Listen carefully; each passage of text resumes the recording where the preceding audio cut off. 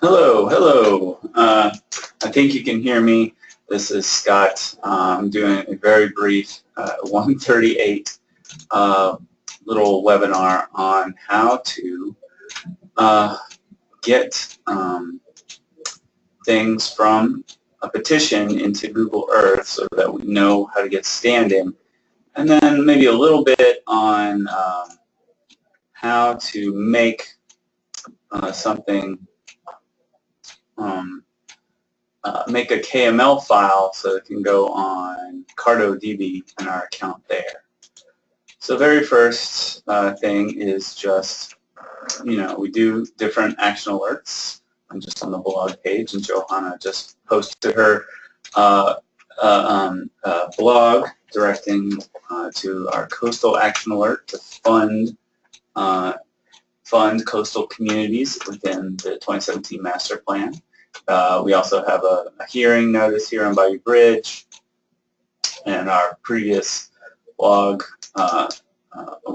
with an action button on an action alert on Bayou Bridge. We also have our sign-in sheets. This is so that action alert goes to Salsa. It puts hopefully name, address, city, state, and phone number when we're doing those petitions. But then we also do sign-in sheets at these hearings with or without a phone number. And we've been processing that in Google Sheets or Excel. But I think I've had more success when we're just exporting directly from Salsa, and I can't log into Salsa right now, but if you go into Salsa and click on Advocacy in your campaigns, and you click not on the detail link, but on the reports link, and then all the way to the right there's the text report rather than the PDF report. The text report gives you information that can be easily saved in a CSV, and I've downloaded some for the Pontchartrain standing request.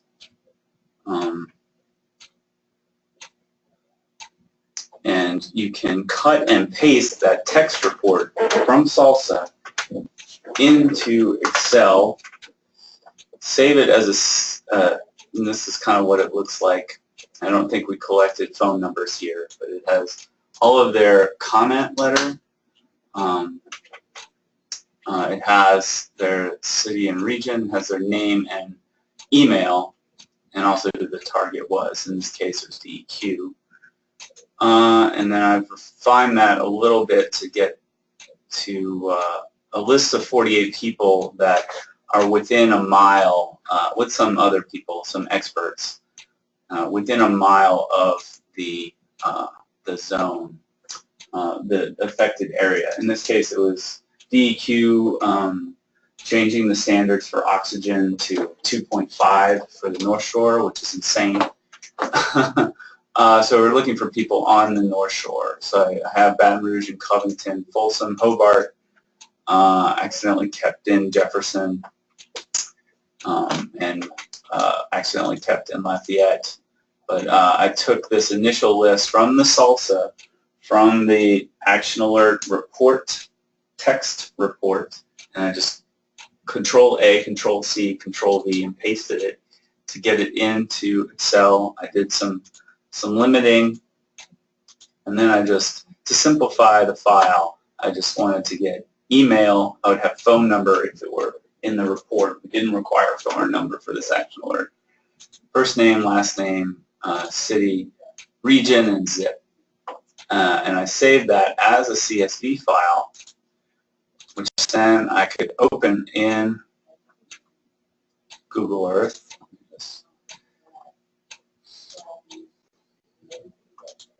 And here you can see,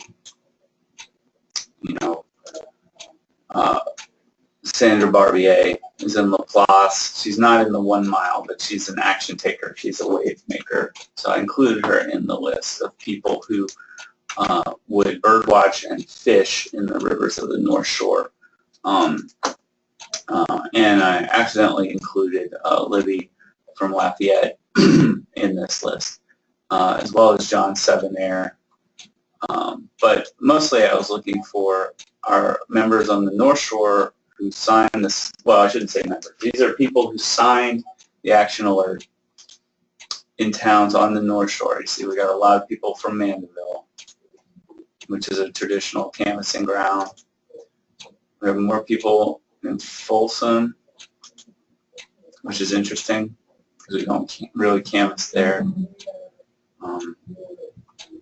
And then we had a different, Folsom is a rural area, so if people just had this and didn't put their zip, it kind of put all these people in one place where the zip code kind of breaks it out a little bit more. Nobody from Hammond, which is surprising. Somebody from Bogalusa. And one person from Livingston Parish. So this then helps, especially if they have the phone number. Ivor, it makes sense. Ben Heerden. You know, it'd be nice if there were a phone number, then we could call them directly to say, hey, would you like to challenge DEQ on their lowering the standards for oxygen in the waters of the North Shore. And then this file doesn't have to really go outside of the company. I think there are security issues with sharing member information. But, you know, if we needed to, our lawyers often ask us, you know, who's within 1 mile of the affected area.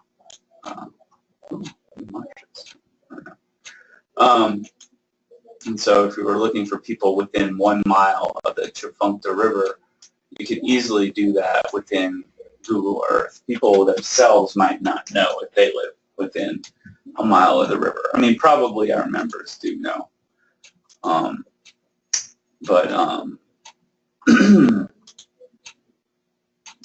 You can kind of see, you know, who lives close to Lake Pontchartrain, and because this standing often has to do, there's some simple geographic tests that the lawyers often ask of us when they're asking for members with standing.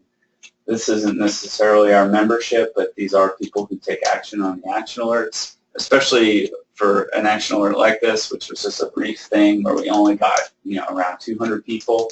That's how it's been in the last couple of years, where we just, you know, send out a quick action alert. We'll get about 200 responses. From there, this is just a good way to screen for people withstanding beyond just going to whoever Matt knows. It's also useful if we were going to do other kinds of organizing. You know, we traditionally prioritize kind of issue-based and litigation-based organizing because, you know, in the Gulf Coast, litigation is so important when we have kind of hostile representation, and now we have hostile federal government as well. So, you know, in order to protect the water, we've got to use the courts. So that's what this, and then to work with the courts, you need to work with the lawyer, and the lawyer wants this kind of geographic information often times. But it can also just help you prioritize, help the water team prioritize, help organizing staff prioritize who to be calling and who to be communicating with out of, you know, the potential 20,000 people that we talked to. Great, so that was 10 minutes. Now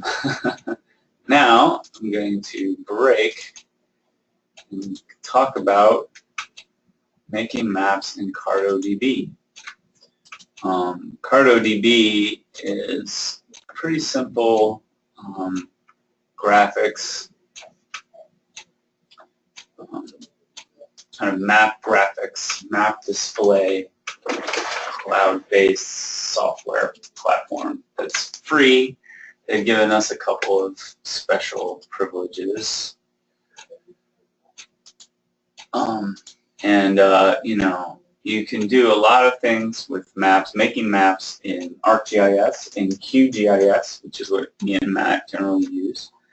Think of CartoDB like the old ArcView, if you're familiar with that. It doesn't do processing, but it does. It's great for displays. So we have a standing display of permits that we've reviewed. So our database is a little bit more public because, yeah, we're doing all this work anyway. We need to educate people on how to protect their land using the processes that exist. Or at least just notifying people that there's huge industrial projects as well as normally bad oil and gas stuff coming their way. We have this company, so bad, right? Texas Petroleum Investment. I'm not sure. That's not the one that was on fire a couple of years ago, but it's not a great company. So you know, most people don't know.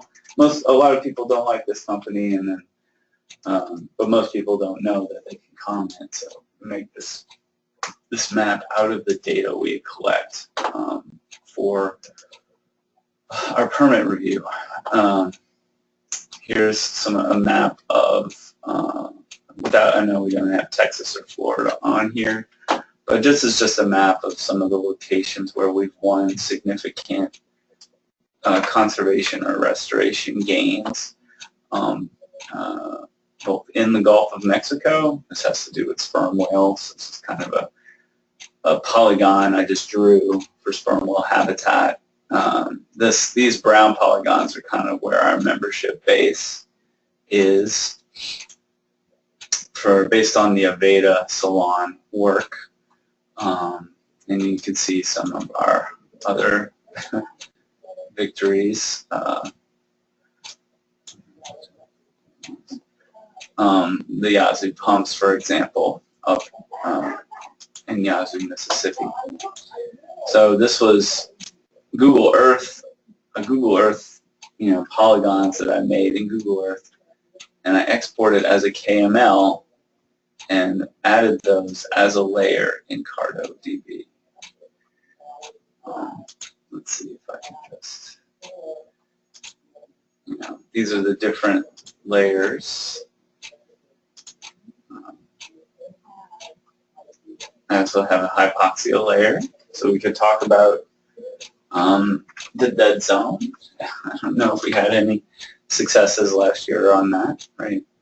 We had our canvas areas, that's what I called this brown. And it's both Geron canvas and Aveda canvas, pretty much. And I think those canvas areas overlap with this members shapefile. And, this is just something I made. It's a little strange, but something I made to show where kind of the density of our membership has been since 2013.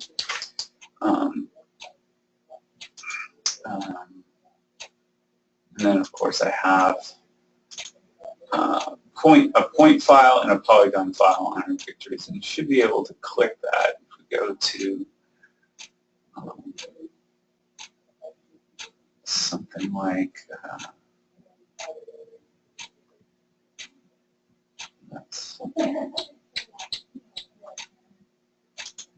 think this is it, because I didn't include Florida or Texas in this.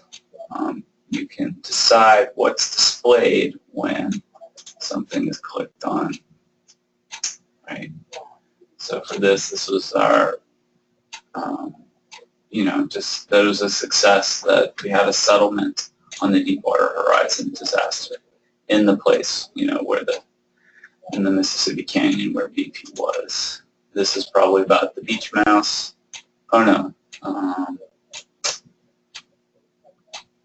This is a victory for that early restoration we said, you know, some of those first early restoration projects were projects that our Gulf Future Coalition advocated for. We put the Clean Water Rule out in Terrebonne Parish, I'm sure. We had Mike Tidwell come and speak down in Lafourche, so we put that victory in Leeville. This is our work with a Atchafalaya Basin Keeper on the Shell Westward Ho pipeline out in the middle of the state. Anyway, this gives you an idea of where we've been working. Again, a lot of our work on pipelines isn't well represented because it should be big old lines. Like you should have a big line through the nature coast of Florida for the Sable Trail. But those are just harder to make. And there's some polygons just to give you an idea of a little bit of what's possible. Of course, I'm no graphic designer, so I'm making this webinar so you guys can pick that are more talented than I am can pick it up after I put this down. Let's see. Permits in the path of the flood. This is about the flooding. So we've been using this map to communicate some with our members that are concerned about residential development after the floods of August 2016. You know, looking at patterns of where we see wetland fills for residential purposes since 2013. You know, you can kind of see where the sprawl is moving on that. But really quick, I'm just going to make a new file based on some of the floodless stuff, you know, this is a campaign that we don't really have right now. But I was collecting some data. I was drawing these files from different newspaper sources, etc., about where these rain gardens and such, where these projects are going to go. Ooh, and I don't know why I don't have this.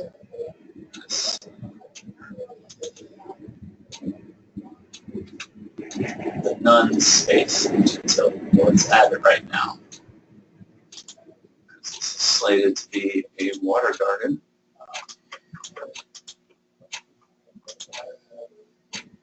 Nice color, give it light transparency,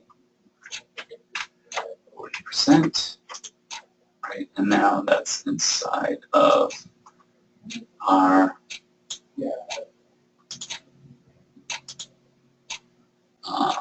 that's one of our assets. You know, when we talk about putting wetlands back inside of the city, that's a place where we expect to see it. Now I've got a number of different folders here, but let's say I want to put the pump stations, which are in red, with the existing pump infrastructure in the city of New Orleans based on, you know, just a map that I have printed from the New Orleans water plant. And I want to put that on CartoDB. I'm going to right-click on folder and save it as a KML, not a KMZ. KMC is kind of the default. I'm going to save it as a KML. And again, it should be these red dots that show where all the pumping stations are for the SELA network. I don't know why that one's blue over there. Oh, some of these are intakes, perhaps, water treatment. I forget what that light blue is.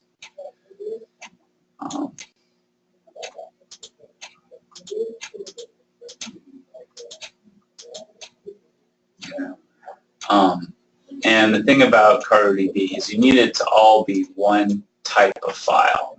It's not going to work if I just did all of this Gentilly folder, because we've got a mix of lines and polygons and even points. So those are 3 different types of data, and we're going to need to, if we were to represent all of this, it would have to be 3 different files to get onto CartoDB. But all of our pump stations are points, so we can make a new map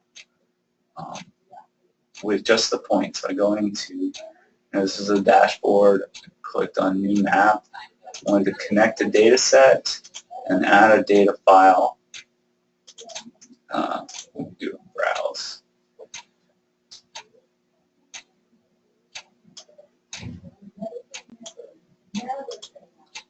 And browsing, I can search for the KML of the pump stations that I just made.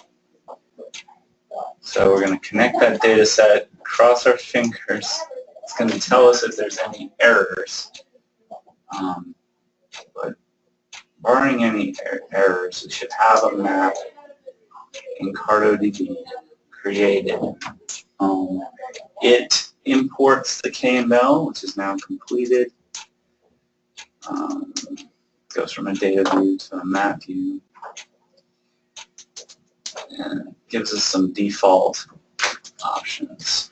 On color and background map, I'm just going to say GNO pump station. I guess that's aspirational, seeing this is only Orleans Parish. We can change it back to our red dots. And if we had any other data in the data set, we could select a field and control the color or size based on those fields. So these fields are kind of the standard fields that Google Earth creates, and unfortunately, this was just something I grew. So these are all kind of garbage fields that don't have anything to differentiate these points. So really, there's nothing to have a quick menu on. I could go in and change the data set and improve it through CartoDB so that all of these pump stations get numbered, right? Because we have pump stations 1 and 2 through about 14 or 17, right, throughout the city. And so it would, that's a bit of information, is numbering all of these pump stations so that people can talk about them a bit more cogently. But just for purposes of demonstration, so it's a success. We've this data set didn't have a lot to begin with, so apologies for that. I can add an element. I can add a title, GNO pump stations. I can change the font size of the title. I can add some kind of annotation item.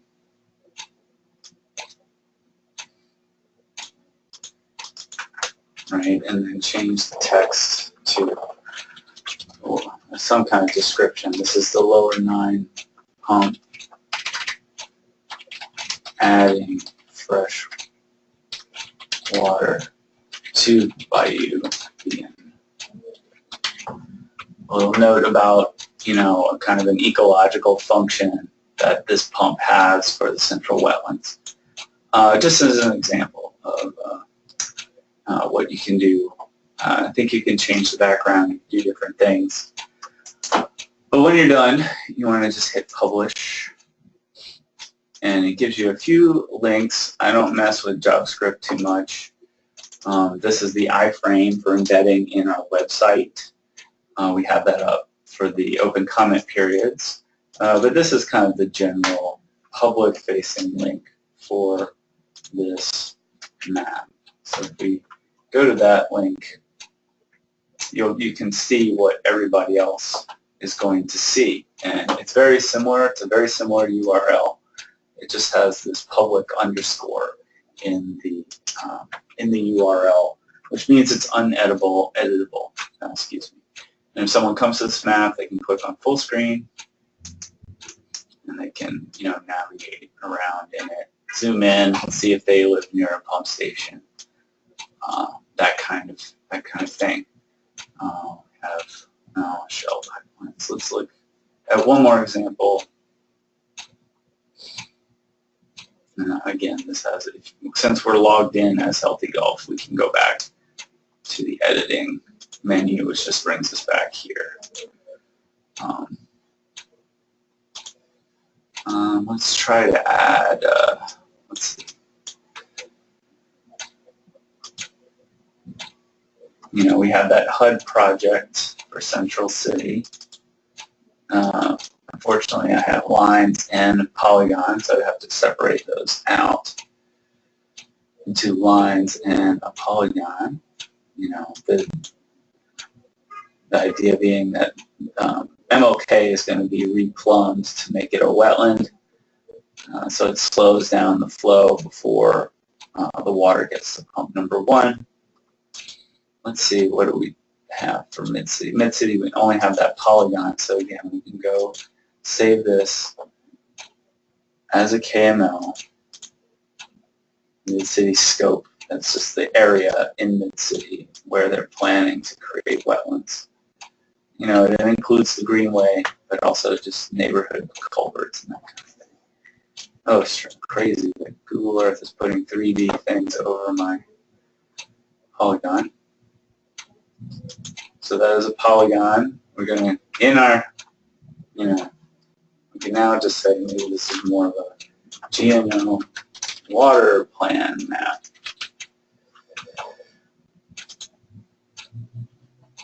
So it's not just the pump stations, and we have some of our water plan information is going to now be included. Mid-City scope, KML, open it up, add the layer.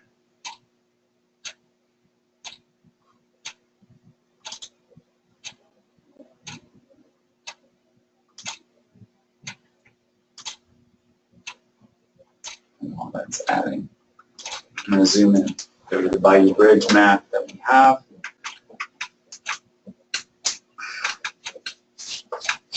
I've just added 3 layers here. One is the pipeline itself. Oh, actually there's, 6 layers. One is the pipeline itself. One is the parishes that depend on Bayou Lafourche for drinking water. The hearing is just downriver from where the pipeline crosses under Bayou Lafourche. I've included a map of these spoil banks as they appear in the National Wetlands Inventory, just to show that, yes, even this very coarse wetlands inventory is recording that there are these low head dams, as I'm describing them, these spoil banks that are interrupting north-south flow because of the pipeline. And I've also included a blue map of the different watersheds that the eastern leg, or phase 2 of the pipeline, is going through. These are the Huck 8 watersheds, some of the major rivers, and I've made the Atchafalaya Basin a darker color since we talk about that one so much. And when we say, this pipeline right-of-way is causing siltation in the Atchafalaya Basin, we've got a very explicit map of what that is. But if you're more concerned about flooding, say south of Broussard at the ULL campus, you can zoom in and see exactly the pipeline route south of Youngsville, exactly where it's going to go.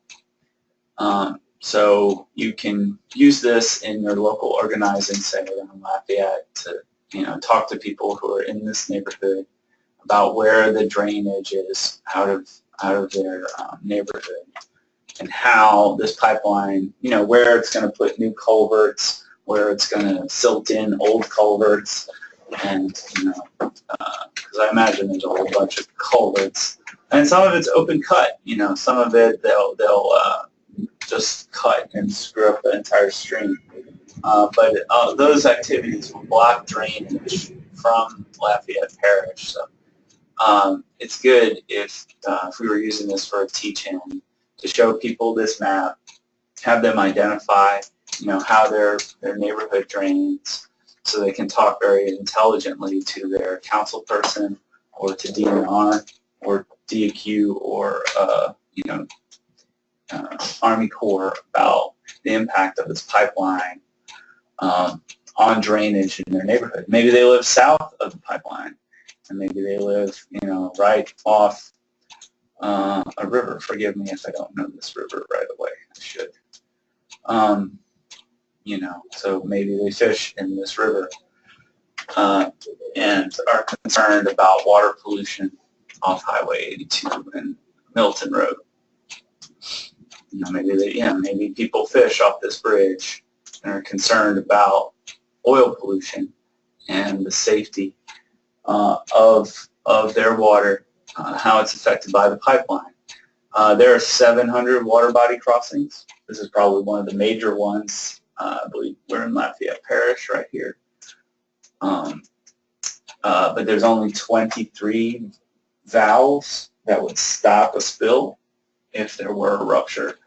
So, you know, it might be, you might be concerned if your water body didn't have, you know, was one of the 700 that's not in the 23 number.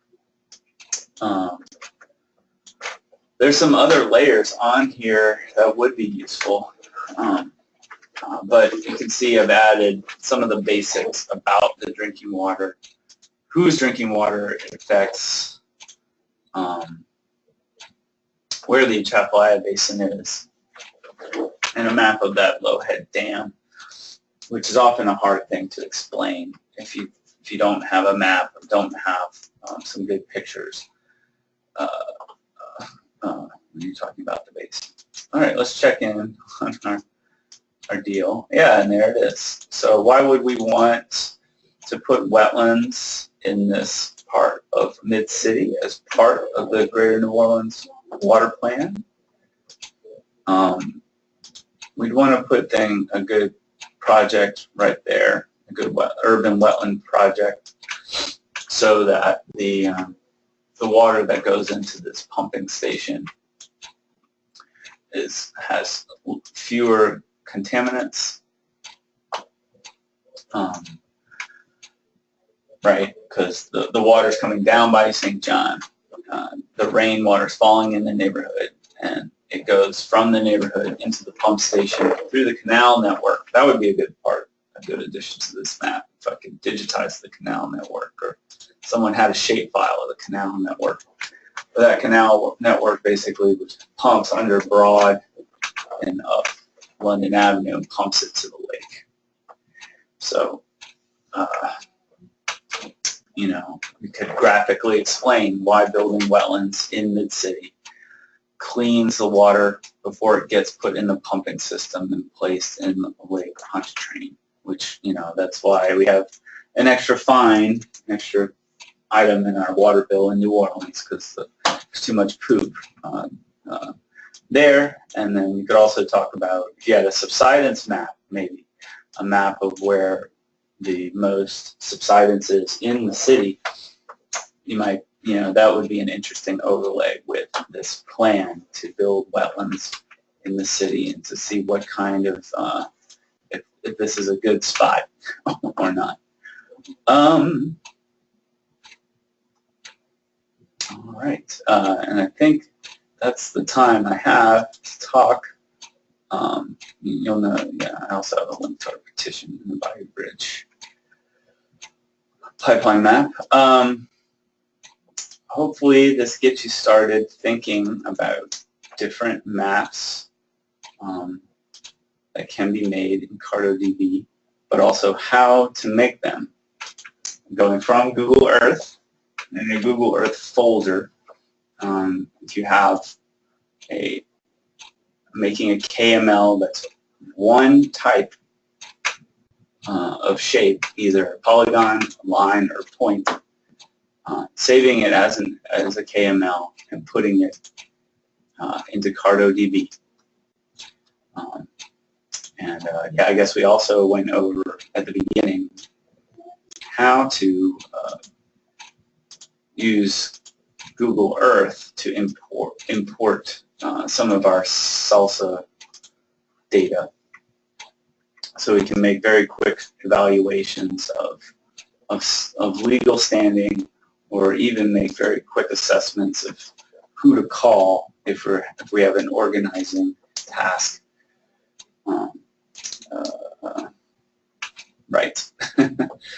I guess future applications for this would be to try to include more information on the political representation of people in Covington, etc. But for right now, this is the way we roll.